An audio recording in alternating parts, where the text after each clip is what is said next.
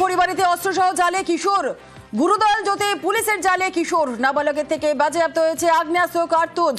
আরো বিস্তারিত জানাবে বিশ্বজিৎ মিশ্র আমাদের সঙ্গে রয়েছে। বিশ্বজিৎ, যে কিশোর পুলিশের জালে ধরা পড়েছে, কি তার পরিচয়, কি জানা যাচ্ছে? দেখো, এই কিশোর কিন্তু এলাকায় এই আগ্নেয়াস্ত্র নিয়ে ঘোরাঘুরি করে এবং সেই খবর পায় খড়িবাড়ি থানার পুলিশ। তারপরেই কিন্তু এই কিশোরকে মূলত আটক করে তার কাছ থেকে 1 রাউন্ড কার্তুজ এবং এই দেশি পিস্তল উদ্ধার করা হয়েছে। এটা পুলিশ সূত্রে জানতে পারা গিয়েছে, এই কিশোরের এক দাদা রয়েছে, নাম সুশান্ত পাসওয়ান, যিনি মূলত কাঠিয়ারের বাসিন্দা। তিনি আগ্নেয়াস্ত্র বিহার থেকেই আনেন এবং এখানে কিন্তু আধিপত্য বিস্তার বা ভয় দেখানোর কাজ শুরু করেছিলেন। মূলত পুলিশ খবর পাওয়ার আগেই এই সুশান্ত এলাকা ছাড়ে এবং ঘটনাস্থল থেকে এই যে নাবালক কিশোর তাকে কিন্তু প্রথম অবস্থায় আটক, পরবর্তীকালে গ্রেফতার করা হয়।